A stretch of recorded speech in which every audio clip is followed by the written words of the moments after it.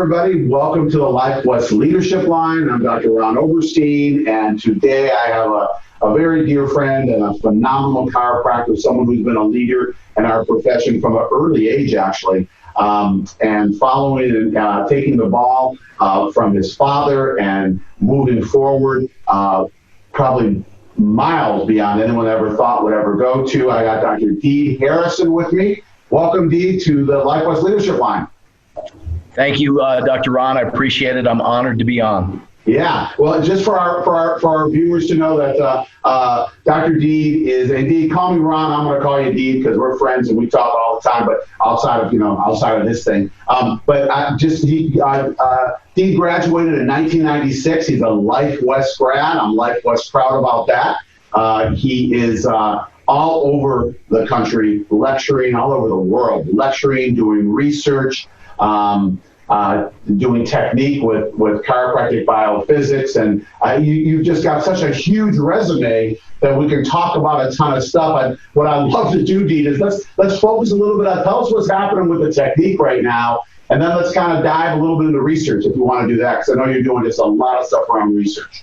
So, yeah, thanks, Ron. I really appreciate that. You know, with all the stuff going on in the world today, with the COVID-19, the SARS-CoV-2 virus, when economies and worlds shut down, it was actually it was a really good timing for me, because I recently was awarded an ICA diplomate program for CBP Technique, and you know, I was awarded this a couple of years ago, and I really had to get everything in line for that program.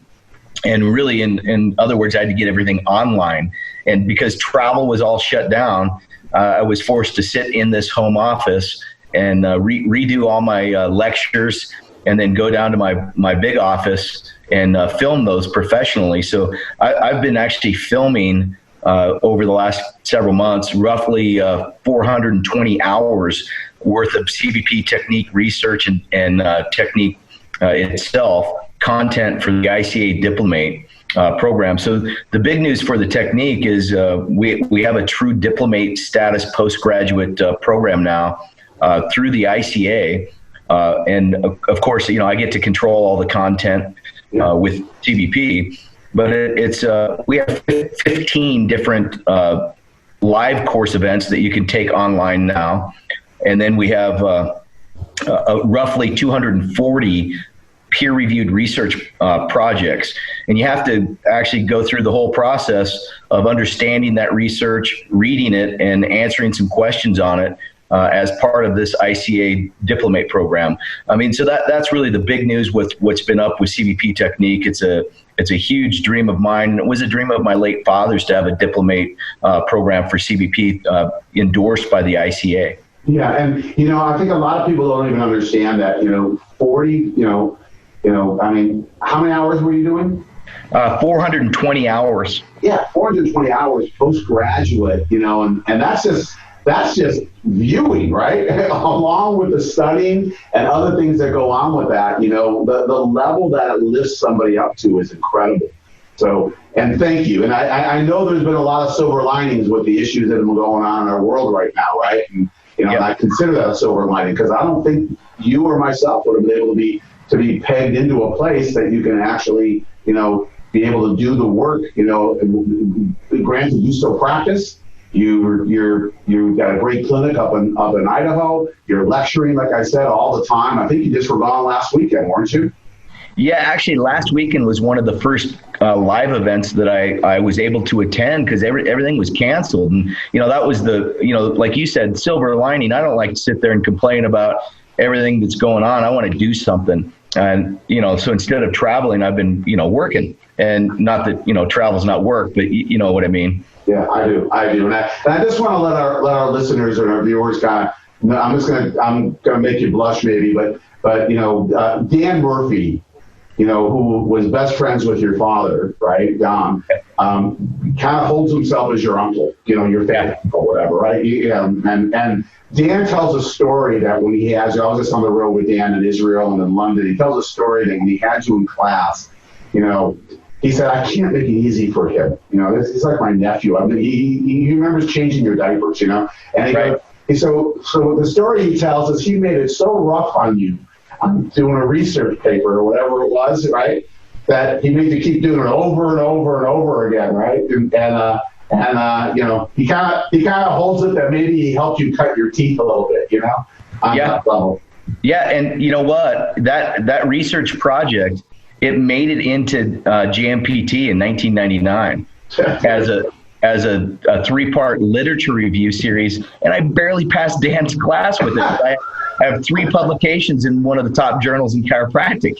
That's Dan. God bless him. He's, you know, he's such a phenomenal person and a great chiropractor and such an asset to us and everything we do.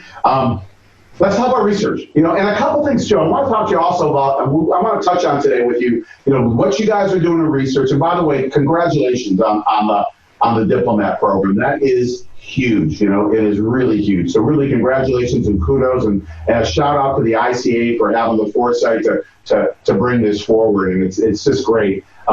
But I do want to talk research, and I want to talk X-ray also, because you know there's a lot, your technique, and there's a lot of techniques, you know, that use X-ray, right? And I know that before there was issues going on with X-ray, there's things kind of brewing right now, you know, with X-ray. So we'll dive into that also, okay? But let's move on and let's talk about some of the things you're doing right now. I think you got a bunch of studies coming out this year.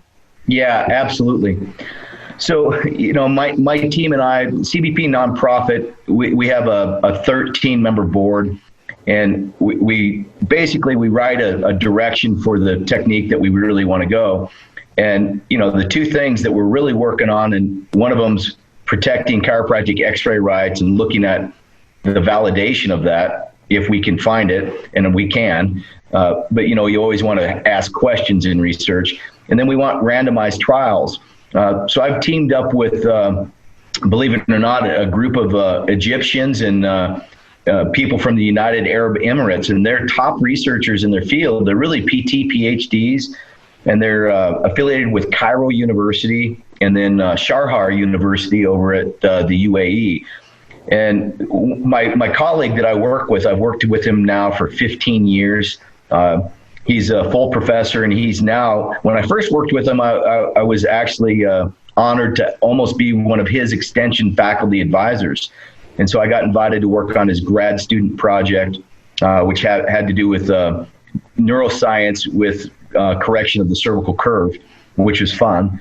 But he's become full professor, and he's now the acting chair of his department. So basically I get to assist with randomized trial design and investigations into the structure of the spine and correction of this. And we've been pursuing randomized trials, and this year you'll see several of these randomized trials come out. And they really validate X-ray analysis, not just for red flags, but, you know, X-ray analysis for the alignment of the spine. And then we compare standard interventions to interventions that actually correct the spine, and we see what outcomes are improved. And we're not just looking at pain. The fun thing is we're looking at sensory motor control outcomes. We've recently looked at autonomic nervous system function, looking at the speed and the amplitude of the sympathetic nervous system response. We look at spinal cord velocity and all types of functional outcomes in addition to pain. And then we do 1-year follow-ups on the data. So this is really, Ron, it's I want you to know it's cutting edge stuff that some of the top studies that are going to validate corrective chiropractic care, they're coming out by my team and I, and I'm just so honored about that. Well, I am too, and it's huge, because when you start on the path looking at structure, right? Structure dictates function, right? And whether it's spinal structure, and then you start dealing, like you said, with autonomic nervous system, and you start showing these things that are happening, you know, then it's going to branch off into what does the autonomic nervous system control? It controls the immune system. You know, then we start doing all these different things, and we start moving and showing really where chiropractic, you know, what chiropractic does, right? Right.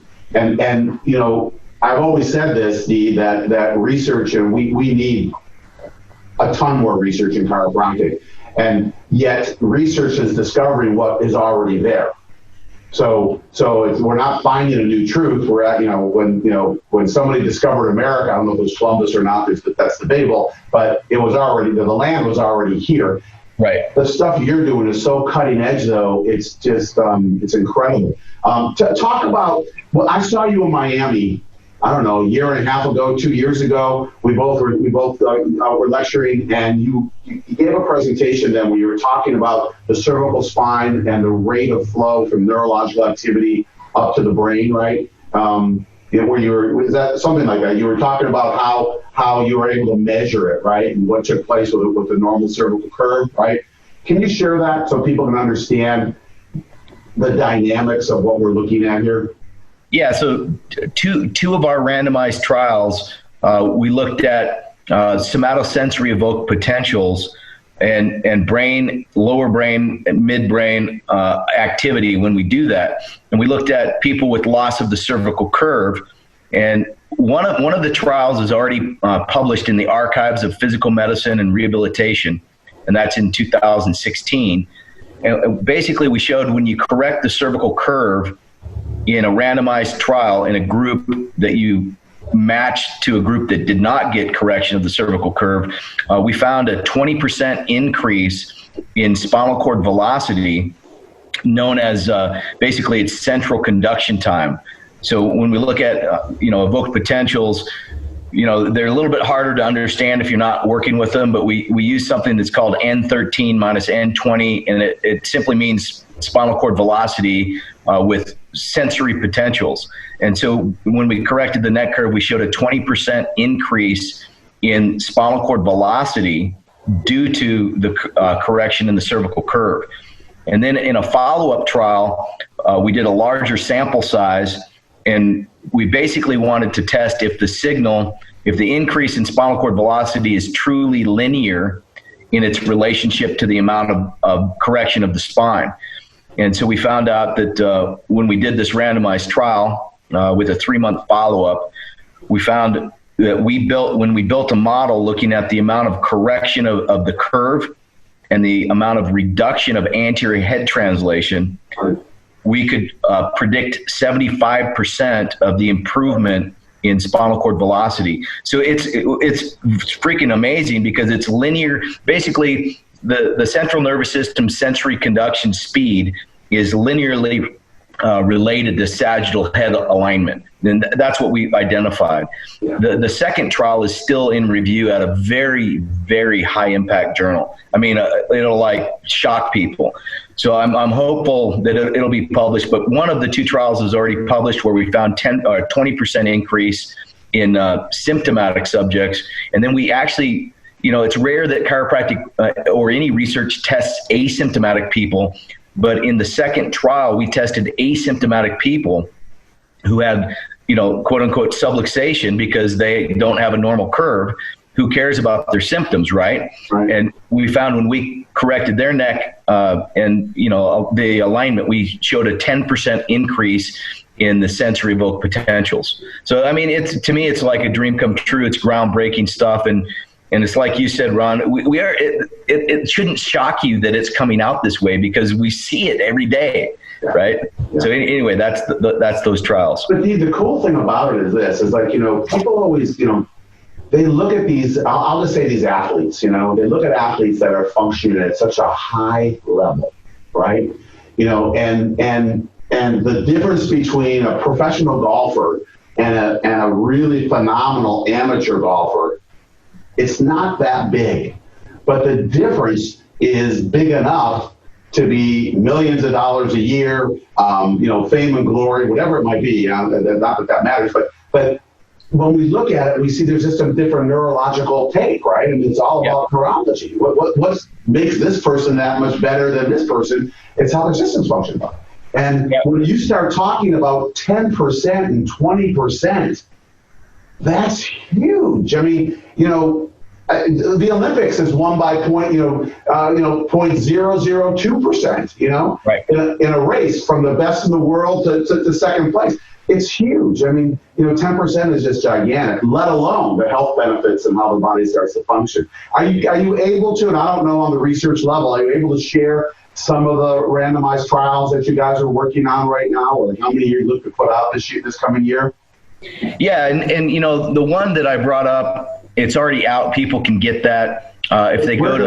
Where can they get it? if they go to the cbpnonprofit.com website, Okay. so cbpnonprofit.com, you can see all our research projects there, and you can see their title and what journal it is, and you just click on there's a little highlighted link there, and you just click on that and it'll take you to the abstract in PubMed, and then you can get the full text if you want.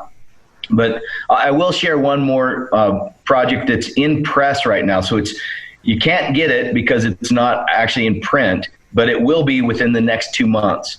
And it's out of the Journal of Athletic Training, which at first you go, oh, well, what does that have to do with anything? Well, that's one of the top tier journals in its field in exercise science and exercise physiology. And, in science, we look at journals as quartiles. Q1, 2, 3, and 4. And as a researcher, you really don't want your stuff in Q3 and Q4 journals, although you'll take it, but they're not the top. You want your stuff in Q1 and then secondarily Q2. Well, the Journal of Athletic Training is a Q1 journal.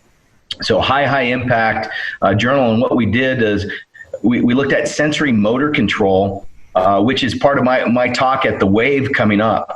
So if people really want this information, I'll just give you the nuts and bolts. We found out that when you correct the neck again, the head posture and the cervical curve, you're improving multiple measurements of sensory motor control.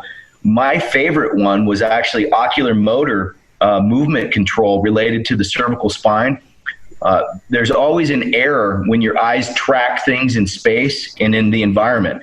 Because, if a ball's coming at you, you're not following it 100% in real time. Your eyes adapt and adjust, and those things are called corrective saccades.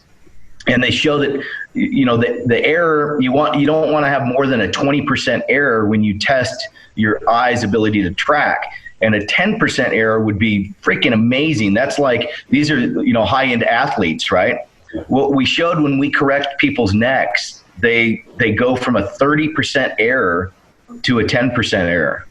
And 20%, that's huge. It's a huge change, and we're getting them to what's called exceptional performance levels when we correct their neck curves. And so, the point is, we're testing multiple things in these randomized trials, and not just pain, but the fun thing is, like, when you show that you're improving sensory motor control and spinal cord velocity and autonomic nervous system function, that's really the essence of what chiropractic is all about. The philosophy ties in with the art, which ties in the science.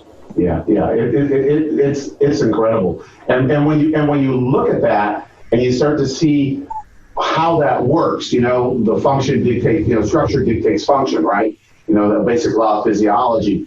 If we took a professional baseball player, who is already, in the big leagues and already hitting, 280, whatever, and for those that don't know much about baseball, that's a very high average, right?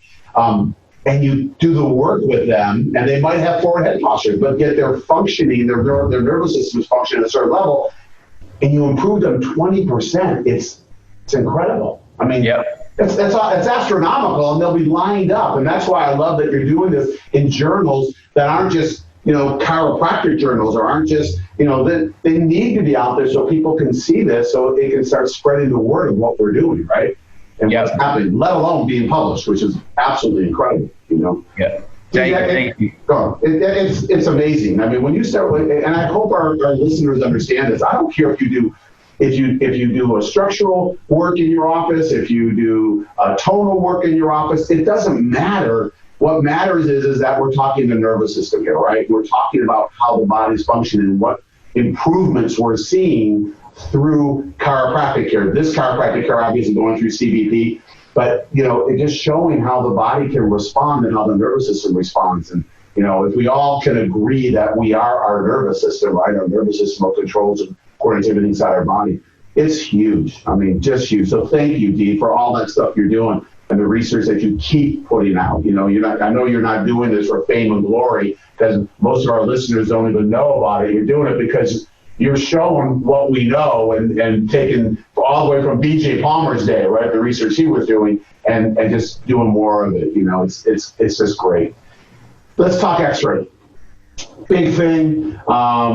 Years ago, we know that, there was a group came out just talking about how X-ray, shouldn't be an everyday kind of deal. A lot of chiropractors use X-ray. My office uses X-ray. We do a biomechanical analysis of the spine. Obviously, CBP does. Upper cervical uses X-ray. And once again, like you said, we're not just chasing pain. We're looking at making sure that the body is functioning. There's so much happening right now around that. Share with us, because I know you've done a lot of research with this also, or at least a lot of studies with this. Share with us about X-ray. Yeah, and you nailed it. It's up to the doctor to choose what type of technique they want to do, and inside of that, there's multiple outcome measurements and multiple assessments. Well, if you're using an X-ray based and alignment based technique, you're interested in the true structural assessment of the human spinal column. And we can look externally at posture, but that doesn't tell us what's happening on the inside. All of us have been shocked by, X-raying a patient going, oh my God, that's what's in you. And you can't see that on the outside. And specifically when we talk about the sagittal plane curves, we have to have radiographic imaging. It's not convenient to send everybody for an MRI. We're talking, these are X-ray images. And it shocks me as a student that graduated from Life Chiropractic College West in 1996, never in my mind would I have thought that the chiropractic profession, a part of it, a small part, but a very strong part, wants to strip X-ray rights from practicing chiropractors. They want to make it red flag only X-ray analysis. So if somebody doesn't come in with red flags, you don't image. Well, that takes away the ability of a chiropractor to assess the spine for vertebral subluxation. And radiographic analysis and alignment is a component of vertebral subluxation, at least in my world. And so you've got this group of select academics, and you know what I mean by that, Ron. When I say select academics, I don't mean Life West. And when I say select colleges, I don't mean Life West. But there are select academics and select colleges and select political groups that really are pushing hard to make routine use of X-ray in chiropractic really, really a bad thing, like a board complaint, lose your license type of thing. They don't want repeat routine imaging, and it's a nightmare for chiropractors that are practicing in these areas. Now, in the United States, we're pretty protected right now. Just simply, as you know, the United States is very unique because every state has its own practice acts and its own practice laws, if you will. But in other countries, it doesn't work that way. And for example, a paper came out in Canada, or from Canada just recently, in Chiropractic and Manual Therapies, and it was sponsored by the British Columbia College of Chiropractors. And the agenda is to strip X-ray utilization rights from Canadian chiropractors and make it a board violation for using routine imaging for your existing patient or incoming patient population. It's crazy. So my team and I, initiated by myself and my father in like 2005, we saw the writing on the wall. I saw it coming in 2005. And we started just a whole host of things to do to look at the validity, reliability, clinical utility, and clinical outcomes from spine imaging, radiology in chiropractic. And we've been kicking butt doing it, but it seems like every day we're fighting a new fight. Like we put out one fire and now this one pops up. But by no means, we can't believe what these authors are writing, saying that imaging is unwarranted. They're so agenda driven, Ron. It's crazy. Like they misrepresent the literature like you can't believe, and they do it to create the illusion that chiropractic use of X-ray is A, unwarranted, and B, that it's going to injure people from ionizing radiation. So my team and I, we've been covering every facet of it, from the safety of ionizing imaging. It's way safer than you would ever believe. And we look at, what are the consequences of not getting imaging? What would happen if you missed a red flag? Because let's be honest, you can't identify if somebody's got a 5 to 7 centimeter aneurysm unless you image. Yeah. You know what I mean? So all these things, we've been really working hard to protect chiropractic X-ray imaging for those that want to use that as an outcome tool in chiropractic. Yeah, and Dean, I think we could break it down because, you know, it's on one level, we'll take the side that wants to get rid of imaging, not get rid of it, but the red flag, only with red flag, they can say patient safety, right? So that could be one thing. But when you look at patient safety, I mean, what you just said, how many people have walked around with aneurysms? I in my 6 years of practice, 37 years of practice, I've been out almost 40 now, but I've been to college almost 4 years, that I can't tell you how many, aortic aneurysms that we saw, right? In fact, I can tell you one that my wife literally said to the guy when she pulled it up and said to the guy, took the x-ray and said to the guy, you need to get checked in our office, but you need to take this right now and get to a hospital, right? And I mean, and we saw him 6 months later in our parking lot, and he walked up to her and said, you saved my life. Yep. Literally. And these are the things, I'm not saying it happens every day, but what is a red flag, number one? And number two is we're talking patient safety. Well, you have all the research showing about patient safety, right? The ionizing radiation. Then we're talking about function, 20% better, 30% better, right? Neurological function. The other part could be coming down to what? Could be coming down to subluxation, right? The old, is the subluxation real, right? And that could be part of it too. And so I think that there's always the question behind the question, right? Yeah. And yeah, it's just crazy. So what have you been doing? I know that, you're writing things right now on it, right? Yeah. So, what we've really tried to do is go outside the chiropractic profession. And I don't mean this in a disrespectful way, but I mean, if I go into a higher impact Q1 journal, that the whole purpose of the journal is radiation health physics. And I write things in there that show the safety of chiropractic imaging and the clinical utility of chiropractic imaging, and it gets published, then now I can use that and go into the chiropractic circle. I can say, hey, you know what? This is above the chiropractic profession, and this is above the chiropractic literature. So we've been doing that. We've been publishing in a journal called Dose Response, which is a Q1 journal in the field of, basically toxicology. And one of the toxic events is radiation. And we've discussed chiropractic utilization of X-rays and concluded it's highly effective and highly safe, improves patient outcomes. So we've been doing that with extensive literature reviews. We've been combating the ACA choosing wisely. And forgive me, I'm direct. I'm going to call it the agenda. They've been, misrepresented as guidelines when they're not guidelines. But now it's a public scare tactic to convince patients not to go to chiropractors who use imaging. I mean, this is ridiculous, right? So we've written extensively in the journal Dose Response on the choosing wisely agenda and how it's misguided, and we've got it published. And you know what? And I'm pretty sure that I'm being targeted in the future as the arch enemy of what's going to happen here. You know what I mean? Because we're the active voice. I see this as a serious agenda. If you remove X-ray rights, what have you done? Well, you've limited the ability of a chiropractor to actually prove what's really wrong with a patient's spine.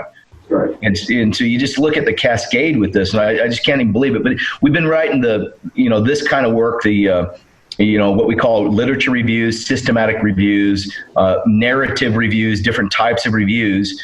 And then recently, this group out of Canada, led by Professor Cote, who is a very brilliant scientist, academic. By no means would he be considered a chiropractor anymore. He's more of a PhD. Well, he is a PhD in epidemiology, but that's, his group was, basically sponsored by the British Columbia Chiropractic College of Chiropractors there to write an article to limit chiropractic X-ray rights. And this came out just this month, and you can see it's an agenda. And I know I said this to you before in a different conversation, but all 14 of my randomized trials that I've done with my group were missing from that rapid literature review. Now, how do you miss the 14 trials that contradict what you're going to conclude? Well, you just don't put them in there. Yeah. That way you don't have to discuss them, and you can just say there's no data. Well, when you miss 14 randomized trials with long-term follow-ups, your agenda is very clear. So, my group and I, we are now writing letters to the editor on this. We're trying to help the chiropractors in Canada defend this with proper evidence and debate the board and show that this is inappropriate. It's just, it's one paper. Why does it set the mark? Why does this new paper that just came out, this rapid literature review, why is that the holy grail? It's not. It's actually a terribly done paper. Right. And just to set the record straight for our listeners, it's the same as if you're going to take X-ray away from chiropractors who use X-ray, right, as part of their technique, as part of the work that they do, would be the exact same as having chiropractors who don't use X-ray make it mandatory that they have to take X-ray. That's right. It's so this isn't about technique. I shouldn't say it's not about specific technique. This is about allowing a chiropractor to do what they feel they need to do to deliver the best service to their patient and not be dictated by somebody on the outside telling them after they went through chiropractic college, right? And do what they have to do. And I think that's something that we really got to look at a stronger level and at a higher level with our educational institutions and everybody else, because we can't be teaching one thing and then having the laws changing on another side, right? And the other thing too is if we're really about public safety, then let's really talk about public safety, and the things that really happen. So I think sometimes we see cheese, and there's Swiss cheese, and there's different types of cheese, and some have a lot of holes in them, and some don't. But I am certainly thrilled, Dee, that you're at the forefront of this and doing you're using your studies and using your randomized trials and all the things that literature you produce to help with this, because it's what we're doing. We're trying to move into a scientific era, and these are PhDs, and yet they're dropping this down to a lower level. That's my personal opinion, not my college's opinion, but my personal opinion. And I believe chiropractors should do what they do, right? Whatever their technique is. This isn't necessarily about everyone doing X-ray. This is about people doing what they should do, right?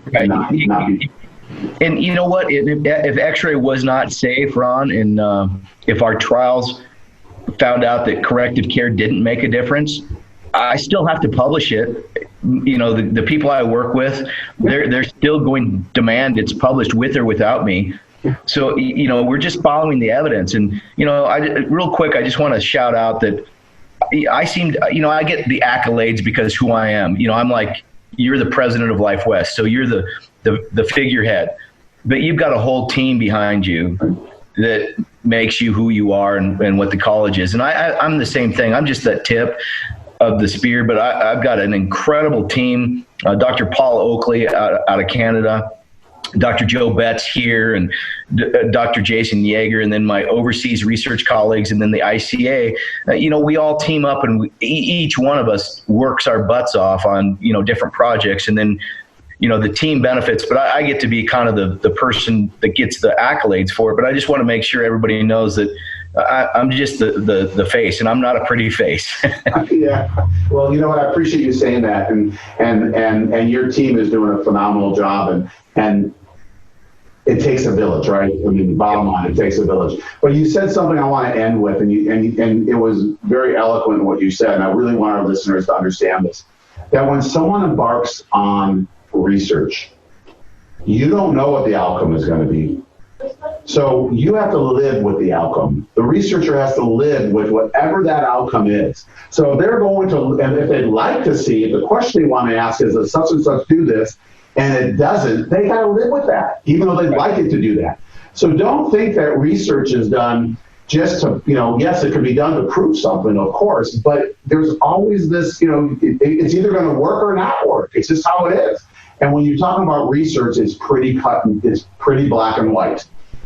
So Dee, with the research that you've done, the studies you've shown that show the efficacy, show how it's working, it's big stuff. And so I want our listeners to not think that it's just a light little thing, because you know what, it could go either way. And when it goes in our direction, that's not in our direction, but in the direction of showing safety, that's huge. And that means a lot, and it can't be belittled or it can't be minimized, right?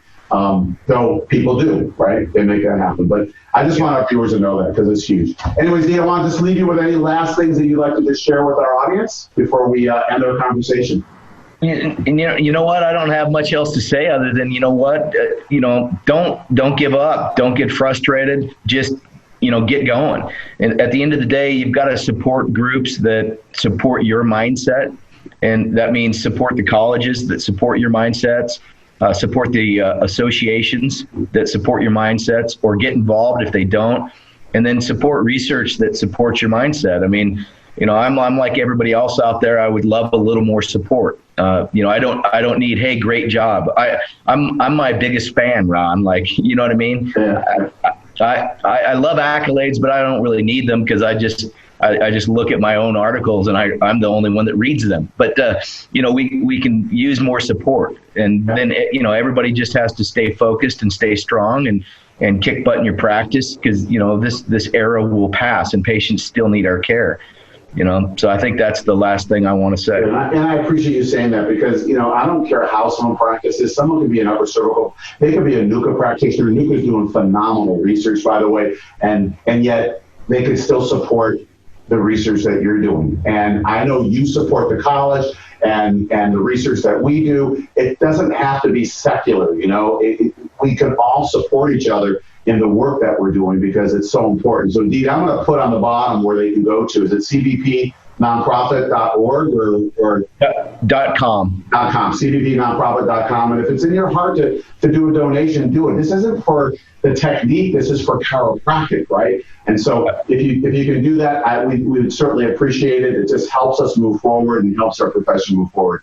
Dee, thank you for your time. I know you're a busy guy and it's difficult to get a hold of you. Thank you for all you're doing, and thank you for what you're going to do, continue to do for chiropractic. And for our listeners, I just wanted to thank you for listening in every week. We try to give you relevant information. We try to bring you cutting-edge things. Dee is one of the most cutting-edge chiropractors that I know. And so thank you. And just remember to keep, like Dee said, keep doing what you do, and keep going to work every day and proving what you do and sharing it with the people that you share it with in your office. And chiropractic is the greatest thing in the world, and people just need to know it. So keep doing that. We love and appreciate you. Stay safe. And until our next leadership line, just know from my family of Life West to your family, we love and appreciate you.